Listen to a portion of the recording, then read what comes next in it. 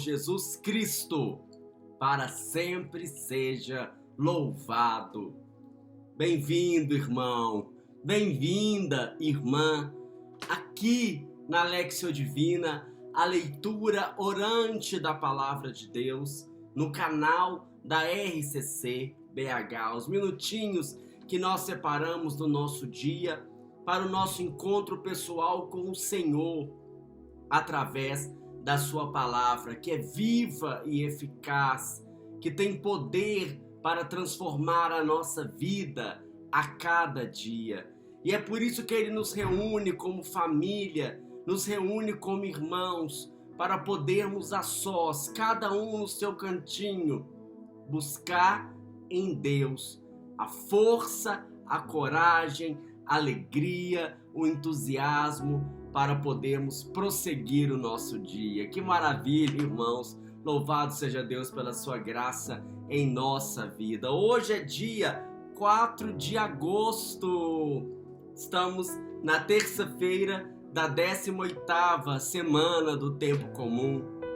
Hoje é o dia de São João Maria Vianney, o santo Curadás, o patrono, padroeiro da minha paróquia. Então, louvado seja Deus, né? Esse que é um modelo do clero paroquial. Por isso hoje também é o dia do padre. Já mandamos um abraço aí, pedimos a bênção para todos os padres, também rezamos por eles, por todos os sacerdotes da nossa vida, especialmente aquele que está na nossa comunidade hoje. E por que o santo Curadás virou santo? Ele virou santo porque ele fez bem o básico da vida paroquial, o básico da ação pastoral, que era o que ele era chamado a fazer. E nós também hoje somos chamados a fazer bem o básico, a fazer bem o que realmente importa na nossa vida, para podermos chegar mais perto de Deus e trazer tantas pessoas mais para se aproximar de Deus e assim terem a sua vida transformada. Que maravilha, né, irmãos? O evangelho de hoje, então, é o evangelho segundo São Mateus, capítulo 15. Vamos, basicamente, pegar o evangelho de Mateus, capítulo 15, todo na liturgia de hoje, na meditação de hoje, mas na leitura, que é o que a igreja nos propõe, vamos ler os versículos 1 e 2 e depois versículos 10 a 14, Mateus 15, versículos 1 e 2, depois versículos 10 a 14. Convido você já a pegar a sua Bíblia e vamos juntos invocar a presença de Deus, porque acreditamos plenamente que Deus está presente quando nós estamos em oração. Nós estamos reunidos em nome do Pai, do Filho e do Espírito Santo. Amém. Vamos dizer que eu creio, Senhor. Eu creio. Você diz, eu creio, Senhor. Creio na Tua presença no meio de nós. Creio em Deus Pai Todo-Poderoso, que derrama sobre nós neste dia o Seu poder, o Seu amor, a Sua graça santificante, que é o Espírito Santo. Então vem, Espírito Santo, abre o nosso coração, abre os nossos olhos, abre a nossa alma. Visita o interior da nossa alma, para que a gente possa perceber o que há dentro de nós que precisa ser mudado e o que há dentro de nós que já nos leva nesse caminho do Senhor.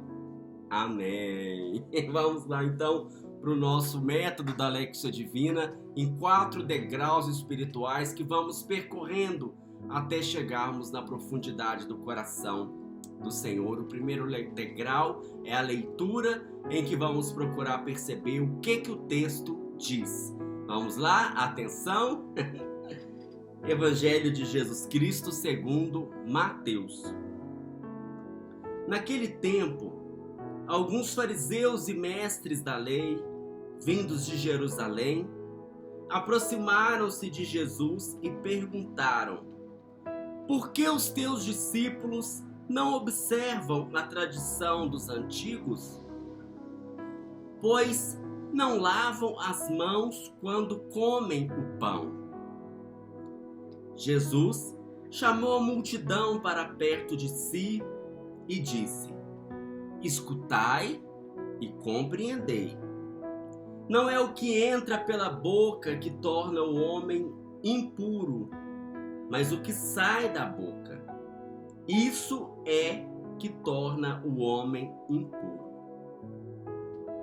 Então os discípulos se aproximaram e disseram a Jesus: Sabes que os fariseus ficaram escandalizados ao ouvir as tuas palavras?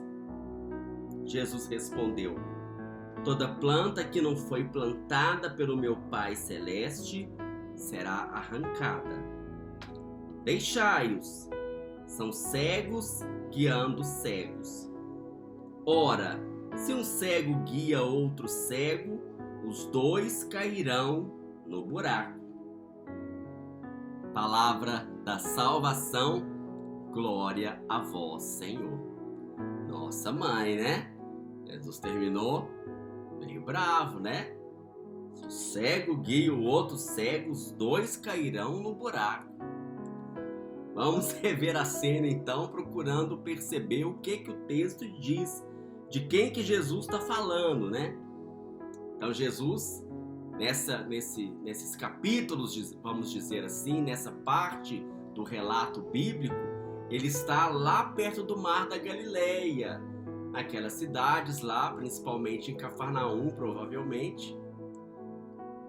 E o que acontece? Chega perto dele alguns fariseus e mestres da lei, como é comum, né? Ele andava muito com os fariseus, mas aqui o texto destaca, vindos de Jerusalém. Quer dizer, não eram os da convivência dele, digamos assim. Era vindos de Jerusalém. Então era desses que ele estava falando, dos cegos. E aí como é que a gente entende o que o texto diz? Naquela época eles tinham lá, né, era a Galileia, a Samaria e a Judéia. E Jerusalém fica na Judéia. E quem era da Judéia, por ter Jerusalém, se sentia mais puro do que os outros. Eram os que cumpriam plenamente a lei, os guardiões da lei, aqueles que seguiam os preceitos da lei. E o povo da Galileia era, vamos dizer assim, mais ou menos, né? Tanto que um deles diz: tem algum profeta que veio da Galileia, né? Pode vir alguma coisa boa lá de Nazaré, que era perto, quer dizer, tinha esse preconceito. Daqueles que cumpriam plenamente os preceitos, não só os 613 mandamentos da lei de Deus, mas também as tradições. O que é tradição? Tradição tem a ver com transmitir aquilo que eu recebi, aquilo que eu transmito, as tradições dos antigos.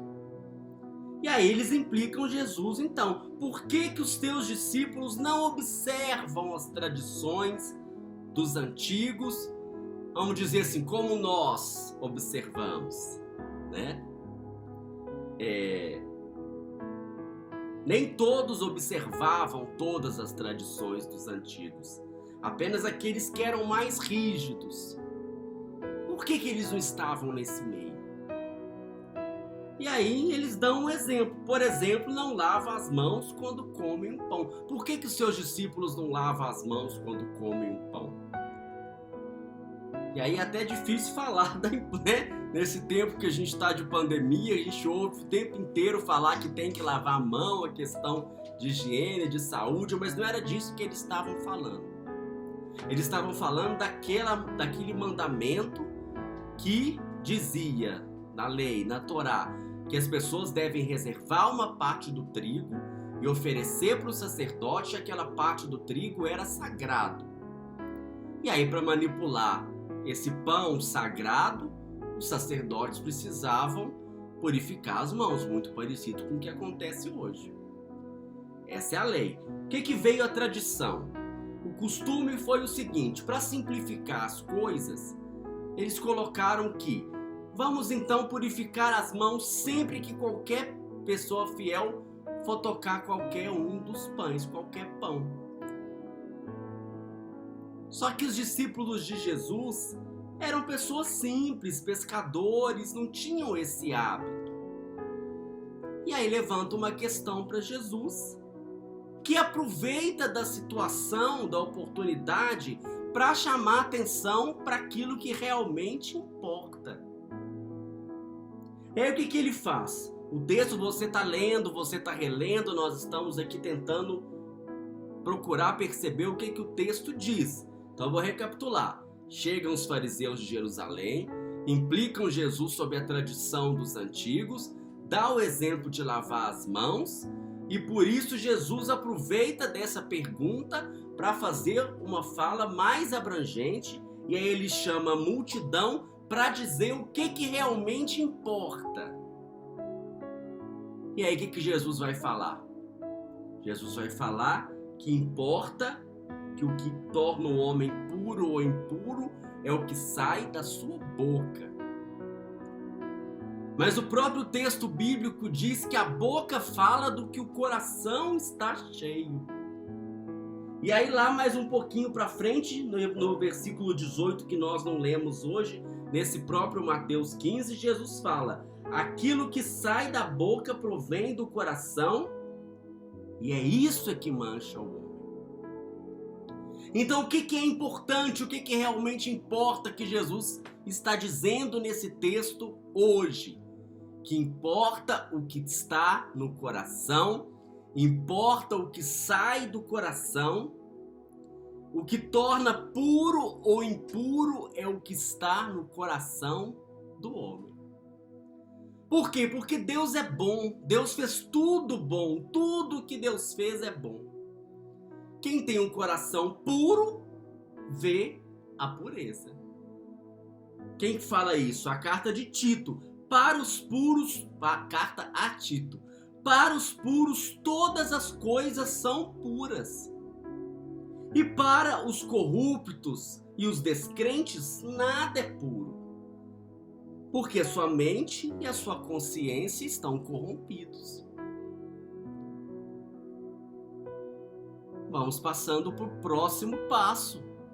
O passo da meditação, em que eu vou me colocar no texto e vou procurar perceber o que a palavra ilumina do aspecto da minha vida hoje.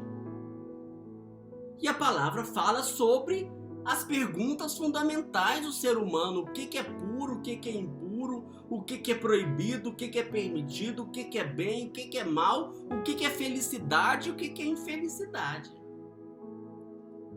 E Jesus está falando para mim que os costumes e as tradições precisam me aproximar de Deus, dos seus filhos, da sua vontade, dos meus irmãos. E aí nesse momento de meditação em que eu vou me colocar no texto, eu vou olhar primeiro para as tradições que eu recebi dos meus antepassados. Porque a palavra de Deus diz para honrar pai e mãe, é um mandamento. Quantas coisas eu recebi de tradição dos meus antepassados que me levam para Deus, que são boas: a oração, a fé, a caridade, a honestidade. Quantos valores eu recebi de tradição. E eu vou imaginar, e você vai imaginar e fazer a sua revisão, lembrar do seu pai, lembrar da sua mãe, lembrar do seu avô, lembrar da sua avó. Jesus não condena as tradições. Ele quer canalizá-las para aquilo que é a vontade de Deus. Mas também quando eu olho para as tradições, eu percebo que muitas delas podem me afastar de Deus. Porque recebi de repente a violência como uma tradição. Recebi o orgulho, o ser sistemático, o rancor, a superstição. E não quer dizer que porque eu recebi dos meus antepassados eu tenho que ser assim até o fim da minha vida. Ao contrário, sou chamado hoje a rever o que está no meu coração. O que eu recebi das tradições e o que ficou no meu coração. Para quê? Para que eu possa também transmitir para os meus filhos, para os meus netos, esses valores bons que eu tenho recebido, especialmente o temor de Deus, que é a consciência de que Deus é Deus, que é o respeito, a reverência, a entrega, a ensinar para as próximas gerações como se portar diante de Deus. Mas para isso eu vou olhar para o meu coração e perceber que no meu coração tantas situações me levam para o impuro. E Jesus fala aqui no finalzinho do Mateus 15, é do coração humano que provém aquilo que leva para a impureza, que é o quê? Os maus pensamentos, os homicídios, os adultérios, a impureza, os furtos, os falsos testemunhos, as calúnias. Isso é o que mancha o homem. O que tem no meu coração que me torna impuro? Mas nem tudo em mim me leva para a impureza. Porque o Espírito Santo habita em mim. Porque sou o templo do Espírito Santo. E assim já vamos passando para o terceiro degrau espiritual, o degrau da oração, em que eu vou agradecer a Deus. Obrigado, Senhor, por tantas tradições e costumes que eu recebi dos meus antepassados e que me levam para Deus e para os irmãos. Mas também vou olhar para o meu coração e vou rezar com o Salmo 50, que fala o seguinte: ó Deus, criar em mim um coração que seja puro e dai-me de novo o espírito de firmeza. Vamos levantar os nossos braços e pedir: vem, Espírito Santo. Só o Senhor é capaz, com a sua graça, transformar o meu coração num coração puro. Batiza o meu coração no Espírito Santo, derrama o preciosíssimo sangue do Senhor Jesus que me salvou e me salva a cada dia. Que venha purificar a minha alma, que venha purificar a minha mente, que venha purificar o meu coração, para que eu tenha um espírito de firmeza, um espírito que me decida, me leve à decisão de cuidar daquilo que realmente importa e parar com as picuinhas, e parar com os detalhezinhos, e parar de implicar com as pessoas que de repente não seguem os costumes e as tradições, mas que buscam seguir aquilo que é essencial e que é fundamental. Sim, Senhor, da vossa face não me rejeiteis e nem me priveis do vosso Santo Espírito. Restituí-me hoje, Espírito Santo, a alegria da salvação e sustentai-me com uma vontade generosa, para que eu possa ensinar aos maus os vossos caminhos, e voltarão a vós os pecadores. Vem, Espírito Santo, vai orando no Espírito. Vem, Espírito Santo, purifica o meu coração, Espírito Santo, me dá esse espírito de firmeza. Renova o meu coração, Espírito Santo, arranca do meu coração o coração de pedra e me dá um coração novo, e me dá uma vida nova, um coração puro diante de Deus, para que eu possa ser puro, considerado puro diante de Deus. Arranca a maldade, arranca o que divide e me conduz nos caminhos do Senhor neste dia de hoje. Amém. E já vamos passando para o quarto degrau espiritual, o degrau da contemplação, em que eu vou me visualizar uma pessoa restaurada. Vou me visualizar uma árvore plantada sobre a fonte que jorra do templo. Uma árvore que dá frutos de vida. Uma árvore que é remédio para outras pessoas. Porque o meu coração fez a decisão de trilhar no caminho da verdade. Sair fora da hipocrisia e concentrar nos desígnios e na vontade do Senhor para a minha vida. Aleluia. Que o Senhor nos abençoe e nos guarde. Que o Senhor nos mostre a sua face e nos conceda a sua graça. Que o Senhor volva o seu rosto para nós e nos dê a paz. Que o Senhor nos abençoe, em nome do Pai, e do Filho, e do Espírito Santo. Amém. A Lexio Divina volta amanhã, se Deus quiser.